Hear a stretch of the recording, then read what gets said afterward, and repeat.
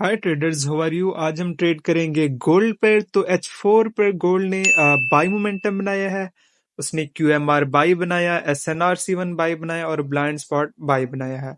तो हम lower time frame यानी कि H1 पर अगर आए तो वहां पर H1 पर प्राइस ने SNRC1 बाई बनाया। सबसे पहले हम फार्मूला देख लेते हैं, देन अब हम अपने जोन को मार्क कर लेते हैं।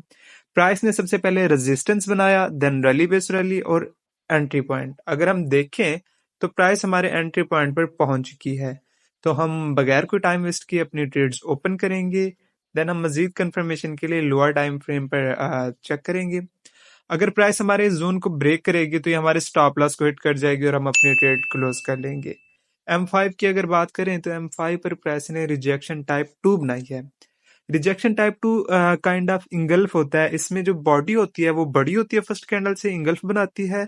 मगर अगर विक की बात की जाए तो फर्स्ट कैंडल की विक बड़ी होती है। ये स्ट्रॉन्ग रिजेक्शन है। और अगर M5 में मजीद कंफर्मेशन देखें तो प्राइस ने 2 दफा डिमांड जोन बनाया है, यानी कि रैली बेस रैली बनाया है।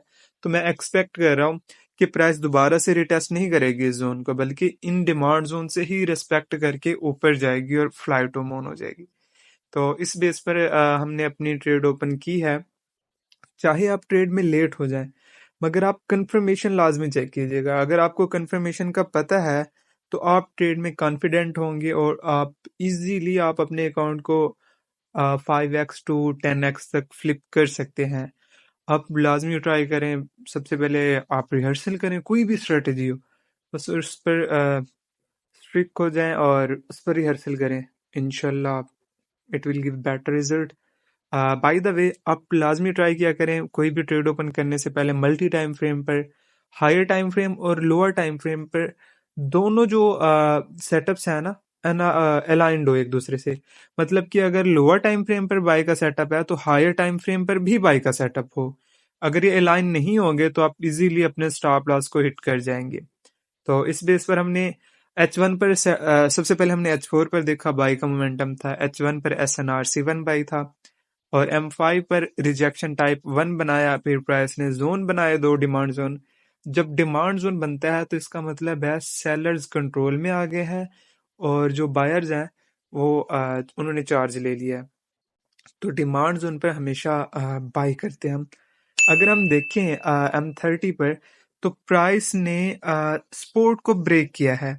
अगर वो सपोर्ट ब्रेक हो चुकी है तो अब जब प्राइस दोबारा जाएगी तो वो बन जाएगा सपोर्ट बिकम रेजिस्टेंस, यानी कि ये हमारे लिए एक काइंड ऑफ रोड ब्लॉक होगा। अगर हम देखें तो ये ब्लाइंड स्पॉट सेल का फार्मूला है।